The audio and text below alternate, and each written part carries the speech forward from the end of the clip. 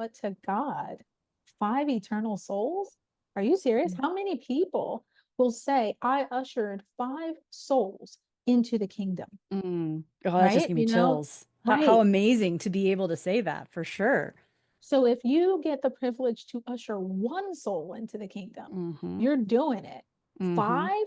So yes, they have 1.2 million views. Are those 1.2 million souls ushered into the kingdom? Because at the end of the day, it's wonderful if you're a YouTube star, good for you. But if you're a YouTube star, but people are not saved at the end of their journey, then what was it all for? Right.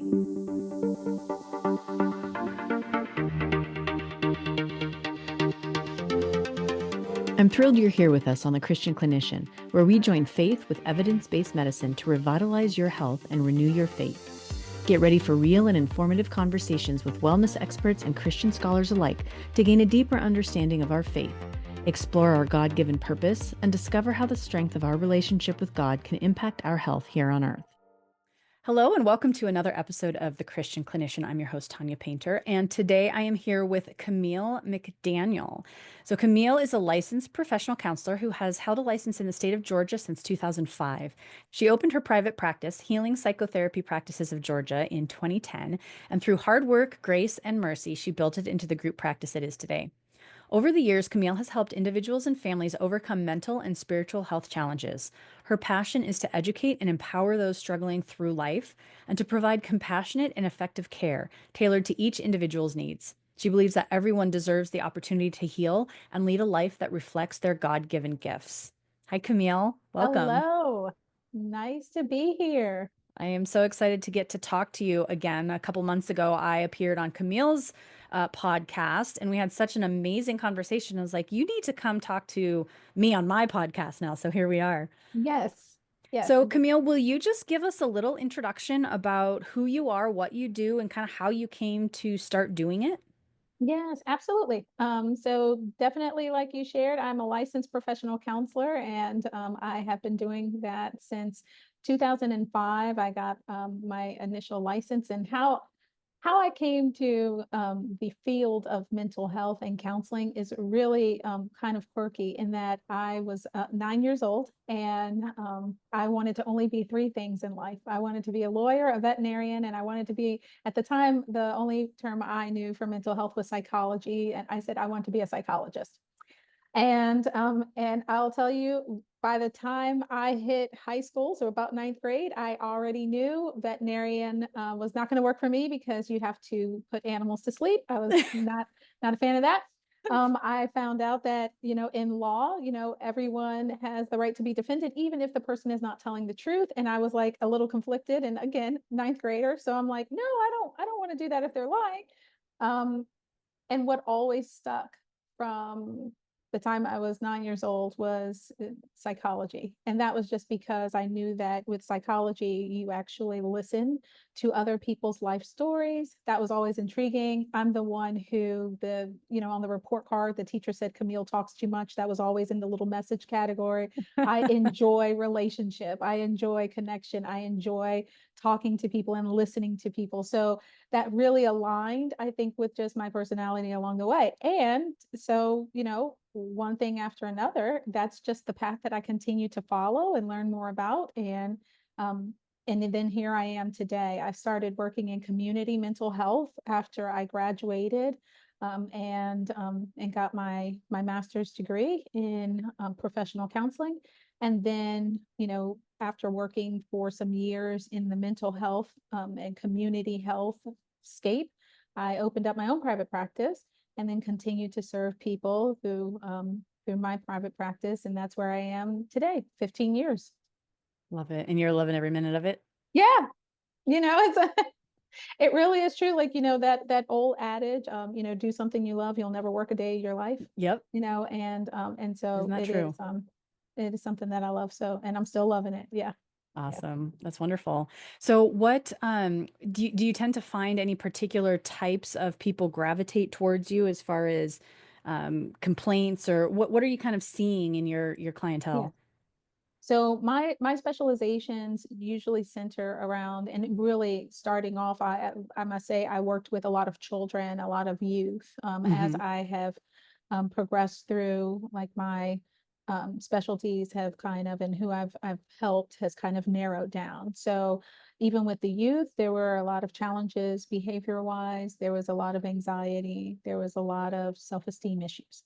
Um, Probably I'd say maybe 5 years into being licensed professional counselor, I started seeing a lot of individuals who struggled with suicidal thoughts Mm. or attempts.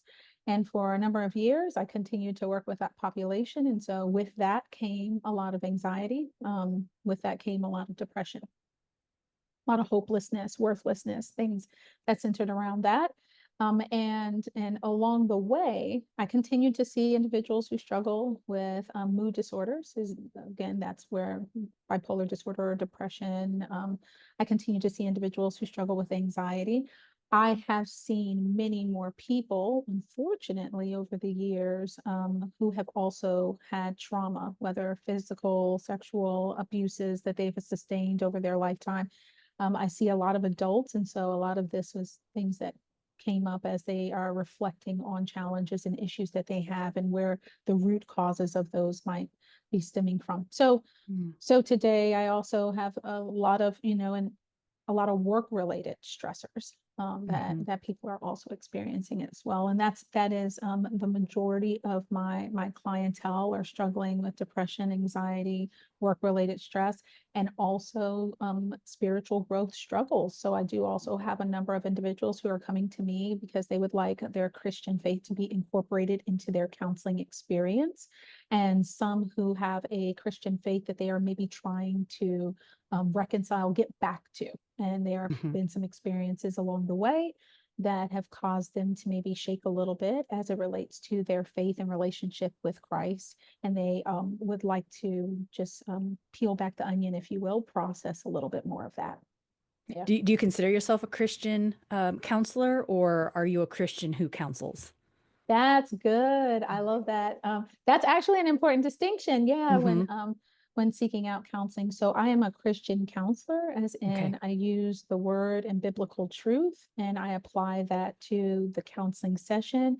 And then there are certain therapy techniques that might be used, whether it's just a matter of like changing the way we think, changing the way we behave, therefore changing our outcomes. That's really like a very short version of cognitive behavior therapy, Hmm. but that is always then aligned with scriptural truth in order to help clients, even clients who actually do not have a belief in Christ. Still, the tenets of Christianity, the value system is Hmm. applied.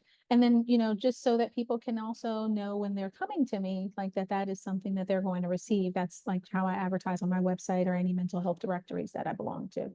Yeah, and there are actually quite a few Christian counseling practices throughout and it seems like it's growing. I'm seeing it more and more that there's biblical-based Christian counselors. So anybody who is looking for being able to incorporate Christ into their healthcare journey can find someone who specifically does what you do. Yes, absolutely they can. But you made a great distinction, and I think that people just want to just make sure that if they are looking for biblical truth to be integrated, that they go to somebody who already provides Christian counseling services versus somebody who happens to be a Christian and they just provide counseling because they may not necessarily provide an integration. Yeah, and how do you see that being different? Like, what are some things that you would experience differently from a Christian counselor versus a Christian who counsels? Yeah, I almost see it as for those who, and this may not apply to everybody, but for those who say, I am a Christian, who happens to be a mental health professional, I means that their relationship and their walk with Christ is personal to them. They don't necessarily bring it into the room with them. That is not something that they are going to essentially put on somebody else, is how they Mm. view it. For those of us who received secular training, which is what I did receive. I did not necessarily go to a school that was Christian. I actually was secularly trained. And Hmm. one of the things that I would hear in that training, and I'm talking about graduate school, one of the things that I remember was just making sure that you do not put Hmm. any of yourself and your values on your client. And the way that it was phrased, it made it seem as though you need to check who you are and your value systems at the door, and you align and follow whatever the client brings into the counseling room.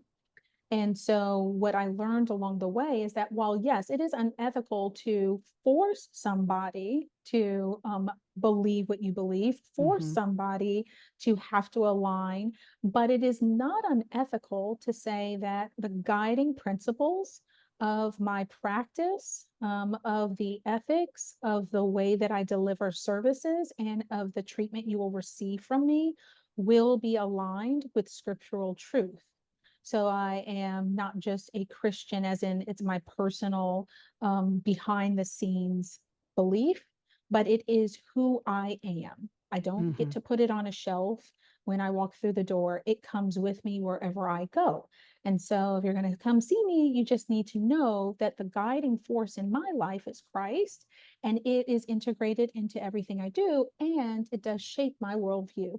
And Hmm. so, but I have clients of all walks of life who do come and receive counseling services from me. I mean, I would almost argue that it's more ethical to, I mean, because how do you separate who you are? Like if you are a Christian, how do you separate that from who you are? Like you can't either fully be present with the client or you're not being authentic, you're not being true. Like, and there's an ethical dilemma there as well, right? Because you're not share like that's your experience, that's the lens that you're seeing it through. And as much as you try to train yourself to see empathize and be with other people and see things through their lens, we each carry our own skewed worldview of how we see things. And it's really important to just lay that on the table. Like, what's your worldview? What's mine? How are they different? How are they the same? And let's meet on that commonality so that we can kind of explore what that looks like for you. And of course, I also have a responsibility of being open to hear what you have to say as well, Absolutely. right? I think so. And I Yeah. think that if you are able to be open and honest about that and allow your clients to make an informed decision, then you are ensuring that anybody that comes to you is very clear of how you are going to be delivering your services and what your guiding principles are. And that allows you to be true. And that allows them to be true. And everybody can work together because it's like, you know what? I respect where you're coming from. You respect where I'm coming from. And now we can work together with that understanding, you know? Yeah, And some of my so, my yeah. favorite conversations with patients have been of different faiths because then we just are open about it Mhm. and we just kind of talk about it and you get to learn so much about them and what they believe when you start to understand those differences. Yes, Yeah. absolutely. Yeah. Absolutely. Yeah, and that's not to say too that there are a lot of Christians who are very push in your face about believing and all that, and I think that there's a lot of I won't say judgment, but maybe that's the fair word to Mhm. use, right? Yeah. Um, and so I think it's very important though that as Christians that we are not presenting ourselves that way, right? Like we can still be open and hearing people from other beliefs without necessarily having some underlying intention to change their beliefs, right? We want to share the gospel, but our job is not to try to Right. convert somebody from one religion into Christianity. Like that has never been our job. And scripturally, if we look at it, we're told to make converts of the world, of disciples of the world, right? But we're not, if we're following Jesus, like Jesus never forced anybody. He never tried to trick somebody or convince somebody, and he certainly never judged somebody, and he's Mhm. the only one that can judge, right? And so I think that we really, as Christians, we really miss a huge opportunity when we're really trying to force an agenda on somebody else who doesn't believe what we do. And Yeah. I think that especially in a Christian counseling setting, it's really important for the person going in, whether you're Christian or not, to understand like you have every right to believe what you believe. It doesn't Yep. mean that we can't have conversations about why you believe that and does that make the most sense and does Christianity make more sense? Does your worldview make more sense? And kind of exploring that a little bit. Do you find that that's an important piece in coming to a kind of an emotional and mental stability. Absolutely. And it's an ethical piece. You do more damage to try to tell a person, well, it's just because your faith says X, Y, and Z, and you need to believe the way I believe, and then maybe you wouldn't have these problems. Like that, Yeah. that's not going to at all intrigue somebody. That, Mm-mm. again, that's going to offend people and turn them away. It's not ethical to provide counseling services that way. However, being able to just share space, being able to just hear each other, there are a number of clients that may bring a certain topic or issue to their sessions, and they are filtering it through things that they believe in that may Mm-hmm. be different than what I believe in. And when they have questions, then because we all have been honest and open with each other, and they see how I advertise and all of that, then I can say, well, that is very interesting what you've brought up. Now, according to my belief system, it would say X, Y, and Z. And this is how you might want to look and frame it. But according to your belief system, it might actually say something different, which gives me an opportunity to share. So I am sharing, Mm-hmm. but I'm not saying you have to take this and you have to use it. I'm just saying that the perspective and worldview I have would look at it from this point of view. Mm-hmm. What about yours? In some cases, people were able to actually converse and say like, hey, this is what my perspective says, or this is what my religious belief says. Mm-hmm. And then there were some cases where people would say, I don't really, my belief doesn't really address that in that way. Mm-hmm. So, okay, that's interesting to think about, and would then consider what I had offered up. Again, though, it's about just being honest with each person about where you're coming from, and giving room and space for them to feel like there's not going to be any judgment if they share something different. Mm-hmm. Yep. And when you talk about Christ, like I believe that was a large part. He just did his own thing, and was the light. He showed Mm-hmm. by example. Yep. He didn't go around just bashing people everywhere he went. Now he had righteous judgment, Mm-hmm. righteous anger for some certain things, but a large part of what he had was patience, Mm-hmm. and love and care for people genuinely. And even if he was sharing with somebody that they needed to change something, he was showing a lot of grace and mercy, and then saying, hey, you need to not do that, um, Right. Go and sin no and more. right, right. And then did what? Like didn't follow them to make sure, like, did you really do what I said? Nope. And then Yep. let people on their way, right? Yeah. To make their own decisions. And that's the thing.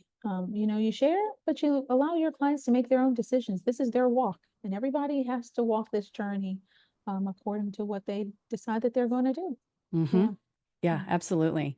So, what do you find is kind of a major, that I feel like there's a lot of anxiety, a lot of fear, which also leads into a lot of depression as well in today's climate, our Mhm. culture, our society.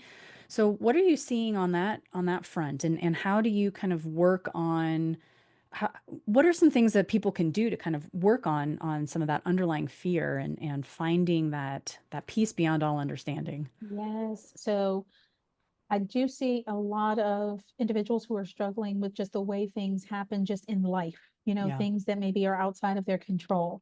And that then brings a lot of stress for them. That brings a lot of nervousness. That brings a lot of sleepless nights and fear, because they have in their mind a vision of how things need to go.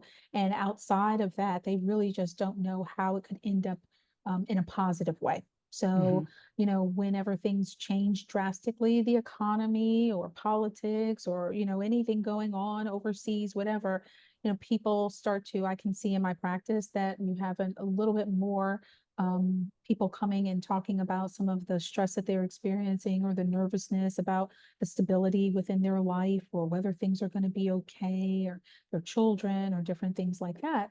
And for my clients who have a faith in Christ and are coming for Christian counseling services, sometimes I see that fear pop up because they are afraid to, like, as people say, let go, let God. But Hmm. like really, like, but really afraid, like if I release this and I don't have my hand on the steering wheel, I kind of don't know if it's going to work out. Like I want to say I trust God, Hmm. but I but my actions say that I'd rather co-pilot than let him go ahead and do the whole thing. So sometimes the fear comes up with a loss of sense of control. Yeah. Um, I like what you said when you wrote to me, when you can't hear from God or are afraid to hear what he has to say. That yes, that was like, yes, that is so what it, for me at least, it was like, oh, I didn't want to hear what God was going to do because yes. when I first started on my journey about 5 or 6 years ago, as far as the entrepreneurial thing and just kind of going down this really intense God road, right? And I remember praying, and he told me, I said, well, what am I going to be doing? Because, I'm a big picture girl. I want to know Mhm. what goal I'm working for. And he's like, you're not ready to hear what I have for you, so I'm not telling you. And I'm like, I don't like that. What are you going to make me do? Right. That you you by far are not the only one, because I'm gonna tell you that sometimes exactly what I'm hearing in my practice when it comes to fear. It's usually, so you said like I'm a big picture person, right? Hmm. And now we'll add one step to it. So I have clients who they're big picture and they are also the architect of the blueprint. So they are like, here's the picture, here's how I'm going to get there. I got to make sure this happens and this happens and this Here's my happens, right? timeline. Right? Yep. Yes, exactly. And then where a lot of the stress comes in is if we are not reaching the goals on the set timeline that you designed. Now, Hmm. when we happen to be trying to work through sometimes some of the stress and the root causes of it, and we talk about maybe like a little bit more prayer and maybe a little less self-planning, hear what the Lord has to say about those things that you desire to do, then we can see stress go up a little bit more, because while it's like, yes, I love the Lord, but I But have a plan. Like, it's like, okay, but this is the only plan I have envisioned in my mind, and the idea of change is hmm very uncomfortable. And so hmm what if God says something different than what I envisioned? What hmm if God says this is not what I want for you to do right now, or maybe at all? hmm And so the fear that I might not get what I envisioned for my life makes it so that sometimes people don't go to God to ask hmm Him for instruction or for wisdom or for the steps, to order their steps, which then places an unnecessary burden on them, mm, because what they find is that we as human beings are not able to shoulder the weight of being the architect of our life. yeah. And if we attempt it, which many of us do, we soon learn how that weight will then impact our mental, emotional, spiritual, physical wellness. hmm Absolutely. Yeah. Yeah, I see I could see how that would be a major issue. That was definitely something that I struggled with. And especially if we're very goal-oriented people, like if we have high goals for ourselves, if we're kind of that type A, we drive, we push ourselves, we want to be successful. One thing that I struggled with over the last 2 years was what's the definition of success, right? In my mind, my definition of success was extremely secular. It was, how many people am I reaching and how popular am I on Facebook and who's liking things and how much money am I making? And God stripped all of that. And he's like, nope, because you got it wrong. Like, you're not a Mm, failure because you're not making this much money or you don't have these many clients or you're not following the same path these other people are. He's like, my definition of success is, are you listening to me and doing as I'm asking? And I was like, whoa. Because yeah. that might just be like, I have a responsibility for like 5 people. Maybe that's all he has. There's 5 people that I'm going to touch in my entire life. And if that's what he considers success, like, that's definitely not what I had considered success, Right. like, Right. And that's, you're touching on like, so you're so touching on so many things that definitely come up. So I know that people are kind of resonating with this, and it's like, yep, because like right when you're saying, what if all he does is assign you to 5 people, right? And again, in our limited minds, to us, Yeah. we're just like, that's not successful, Right, exactly. like, That's it's like, pathetic. What?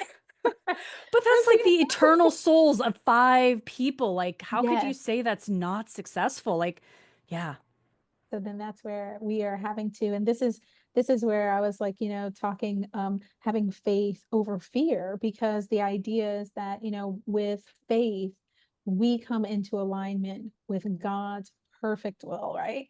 Mm. Versus the control that we seek to have, which causes fear whenever things aren't going right and we can't figure out how to maneuver, and it's, putting us in the driver's seat instead of him. And when we are looking through our, like, our worldly eyes, and our using our worldly mind to say 5 is not enough, well, who says it's not enough? The world, because this person has 1.2 million viewers and this person has however many, right? But Yep. then it goes back to what you just said, and it's like, but to God, 5 eternal souls?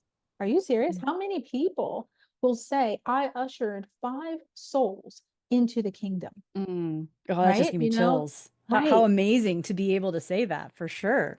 So if you get the privilege to usher 1 soul into the kingdom, Mm-hmm. you're doing it. Mm-hmm. 5? So yes, they have 1.2 million views. Are those 1.2 million souls ushered into the kingdom? Because at the end of the day, it's wonderful if you're a YouTube star, good for you. But if you're a YouTube star, but people are not saved at the end of their journey, then what was it all for? Right? Mm-hmm. And so that goes back to then having that the eye and mind of the Lord versus just, our plan. Right. And so that's the beauty of allowing ourselves to just open up to his will, his wisdom, his way, and just being like, okay, Lord, I had a plan. I had it all planned out. I knew exactly how I thought it should go, but I realized I did not ask you if this is what you wanted me to do. Mm-hmm. So I am going to lean in. I am going to trust that you are who you say you are. And I'm going to tell you all of my heart's desires and my plans, and I'm going to wait for you to give me confirmation, or for you to tell me to pivot and go in a different direction. And Yeah. I think wait, that word stood out to me, what you just said. I'm going to wait for your conference. I'm still waiting. He called me, like he called me to get my master's in apologetics. And so here I am, and I'm 4 months away from graduation, and I've been praying the entire year and a half. And I'm like, what am I supposed to be doing with this? And he's like, you're supposed to finish and get your degree. And I'm like, I know that, but like I'm 4 months away. What's my next step? And he's like, Yes. graduate. That's your next step. I'm like, no. Come on. So Right. it's like, all right, I'm still waiting to hear. But there is such a peace in just it's like when you were a little kid and your parents made all the decisions, so you didn't have to make anything. You just had to go along with what your parents told you to do. And so Yeah. it's like, oh, okay, as long as you're open and like ready to have fun with your family, like Right. great. And so Right. I've learned like I took control as soon as I could, right, in my Yeah. life. And I had a certain level of secular success, and then suddenly I decided to shift and follow God, and then suddenly everything seemed like quote unquote fell apart. My Yes. business went Um, downhill, and some of the other things that were happening, and I'm like, this is God right here speaking, because no matter how hard I worked at my business, it just continued to go downhill. And I'm like praying every night, and I'm like, what is happening? And then I wouldn't do anything. I'd give up on the business for like a couple months, help my clients that I had, but not try to get any more. And guess what happened? The same number of people would come to me as if I put mm, in like 100 hours of work or yes. 0 hours. The same amount of money came in, the same clientele numbers came in. I'm like, oh, so God's got control of this, and he's trying to teach me to let go. So I did that, and just the amount of like peace, and I'm not saying it was an overnight. Like this was a 2 year Right. process. Yes, yes. But finally it was like, wow, I can just like enjoy the space that he's given me to invest in my family, to recover from my self-imposed stress. My health is better. I'm sleeping again. Like just some Mm, changes that have happened have been amazing and completely unexpected. And it was all because I finally finally decided, you know Mhm. what? I'm done. Like, I'm just going to listen and just be the There you child. go. There you go. And that's the thing. I was just having a session where I was talking over this very thing with a client, and I said, why would you not want to sign up for the package where you talk to him and he orders all your steps and you don't have to try to have the weight of your entire journey on this earth on your back? Yeah. Like, what? God will like give me the desires of my heart. What? He will give me wisdom. Yes. What? He will order my steps. Sign me up. Where do No I do kidding. that? Right? And Yes. so, because I have clients coming and I actually was just kind of thinking about this just earlier today. I have had at least two clients develop heart issues strictly from stress, Mm, strictly from trying to manage all the things on their own, not turning it over to anybody else.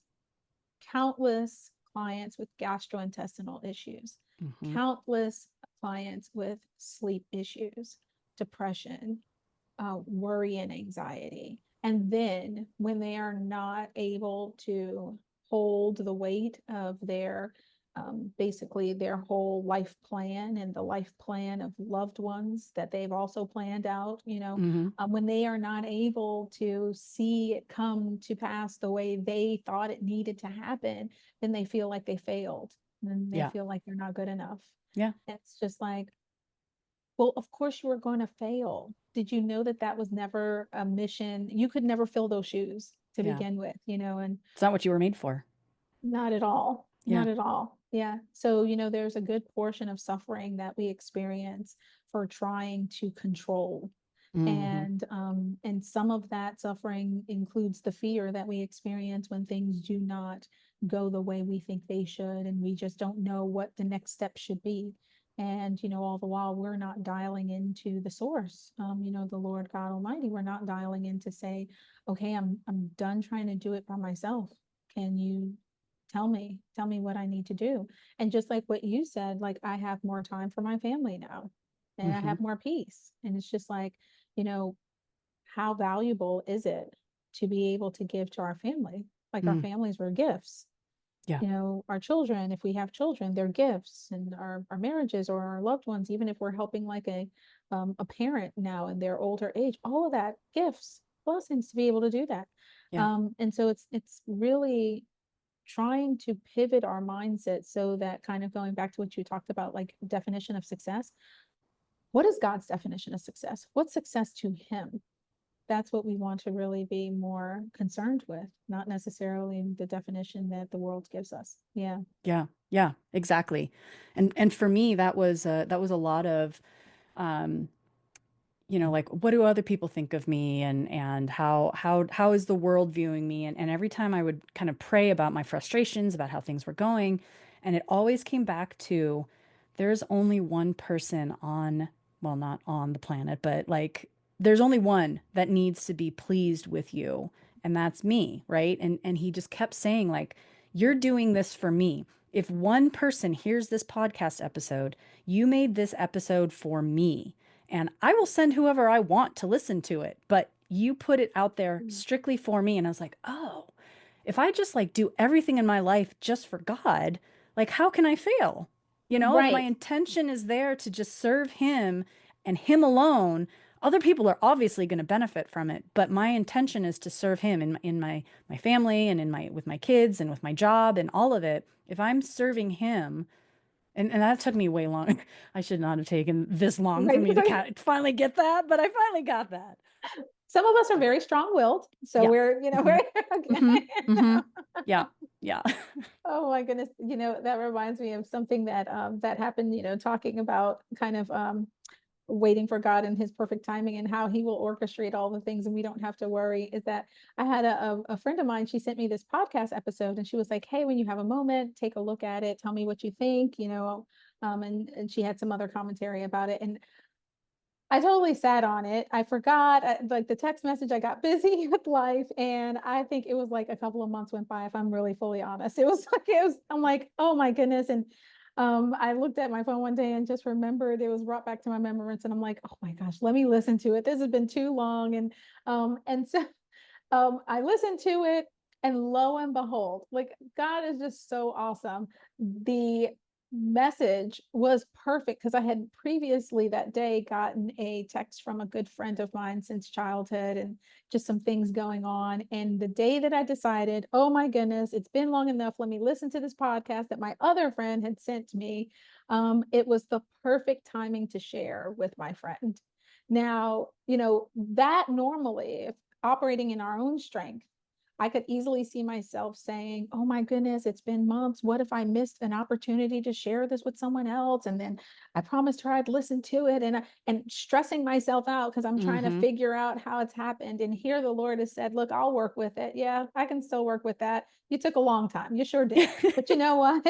I'm just going to have that timing for someone who needs this, and they're going to message you here. You're going to listen to it here, and it's going to be exactly what's needed, right? No. There's no way we could plan that type of No. thing out, right? So it's And like, it's not coincidence. it's absolutely not. It's not coincidence.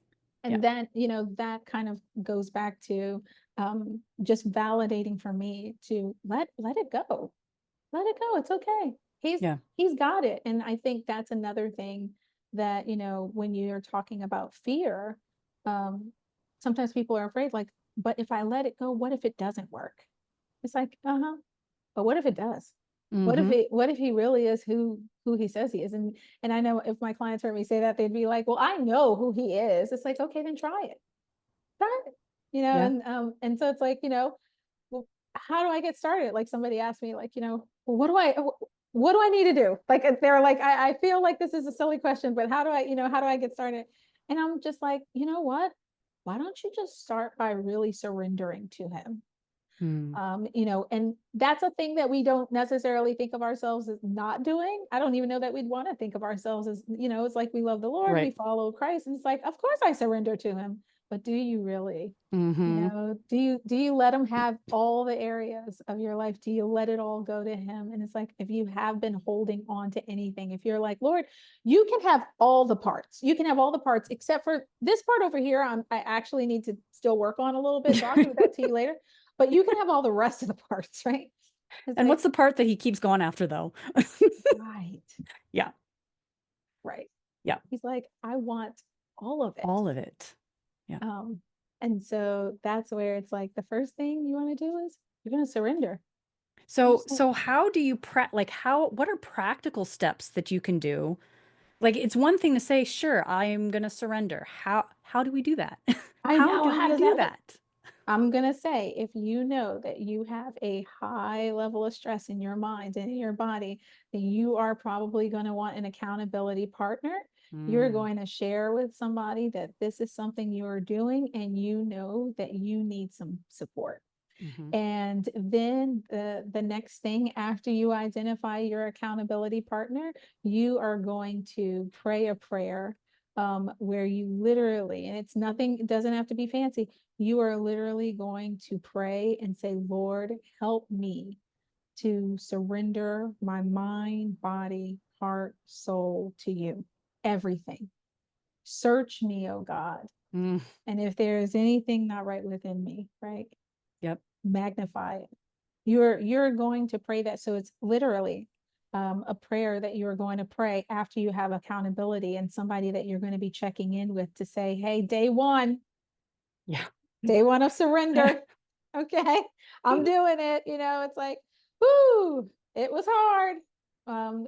And then what you're going to do, number three, is that you're not going to beat yourself up if in your humanness you fall.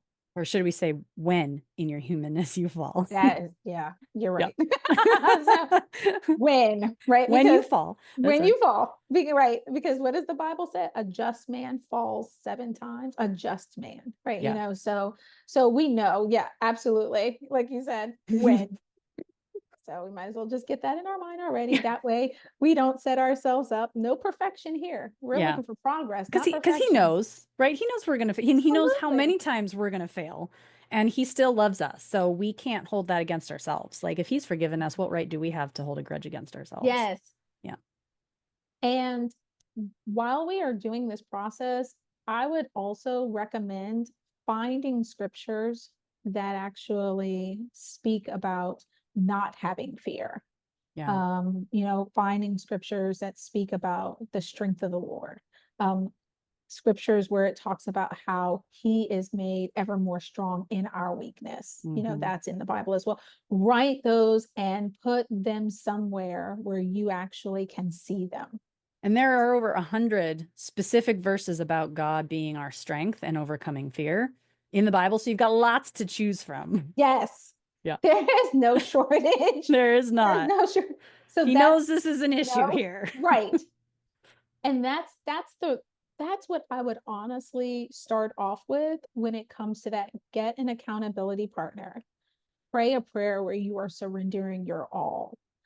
When you fall, do not judge yourself harshly. Day one, this is how I'm doing. You're checking in with that accountability partner. When things get rough, you're checking in with that accountability partner. And you might find you shed some tears, and you might find that you are having to get rid of some of the old ways of behaving.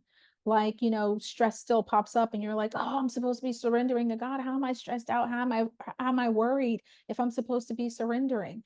It takes practice. Every day you're dying to your old self and you are putting on the garment of the new you who is surrendering to Christ until it really sticks. And really over time, what happens is that he shows himself strong. He shows that he will have your back on the smallest things you would think would never have any like blip on the radar. Yeah, It is it's so amazing. wild. I'm not even going to share some of them because people would be like, that's ridiculous. And I'm like, no, for real. Okay, I will share one of them. I was actually, what I did to kind of learn how to surrender to God is I prayed every decision I made for a week. I prayed, God, what should I choose? And that like came down to what I was wearing, like the clothes. It came down to what I should eat for lunch. So I was asking him, I wanted a particular leftover. And I said, I'm going to eat this, but is it okay? And he said, no. He told me to eat something different. I was like, what? But this, I wanted this, but I obeyed. My daughter came home. She had had a really rough day. And she's like, all I want is just a little bit of whatever the leftover was that I would have finished if I had eaten it. Look at that. He allowed my daughter, and after she ate it, it was like a comfort thing. And she just was like, lifted her spirits. Like that was totally God because I would have eaten it. So, I mean, like, and it is, even, and it says he'll take care of you as you are asking him to help you. He'll step in for you and he'll step in for his other children because he was watching out for your daughter because he was already there when she was having a rough day and said, do this for her. Yes. Things like that. And I love that you use that as an example because I had a couple of people actually also where they were in their need to lean into God and trust that he would hold them up. He would be their strength. He would be their comfort. There were decisions just like that. Where do I go to eat right now? Where do I go to celebrate my birthday? Do I go here or do I go there? Do I call this person or do I not? And I know one person specifically had examples just like what you mentioned of how he showed up and they had a wonderful time. But it wasn't even just about the wonderful time. For them, it was, I can't believe he cared about like my birthday and where I should go. I can't believe he cared about like what I should actually put on to go to this place and that place, right? It's because he cares about your heart. And so when people are listening to this, I just want for them to be clear on it's not about the birthday celebration. It's not about necessarily the leftover that you chose or whatever. It's about the fact that you surrendered your heart to me, and that is the obedience that I desire. That's the connection that I desire, and I will show up for you. Right.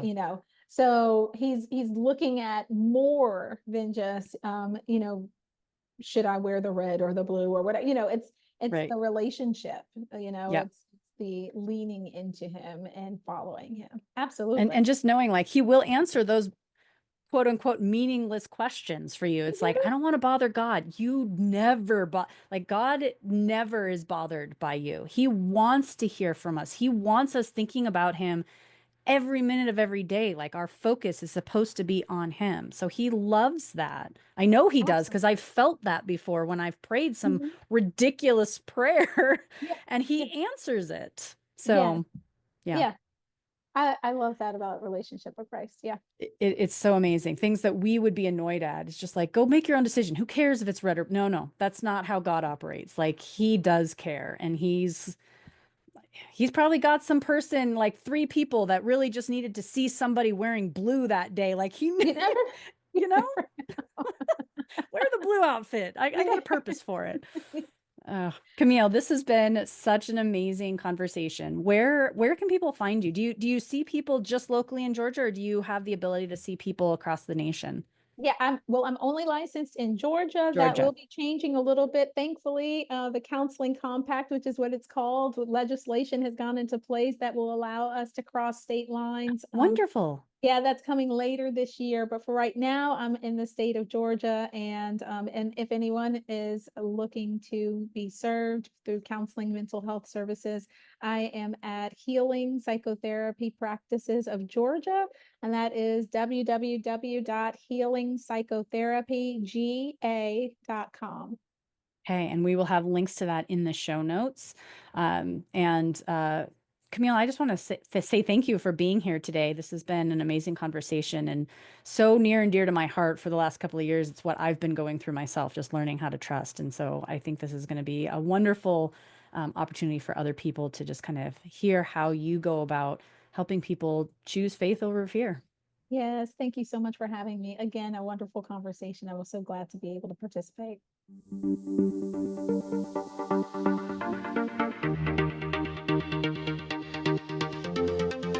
Thank you for listening to our podcast. Please subscribe for more topics like this, where we focus on bringing our faith and health together for a whole you.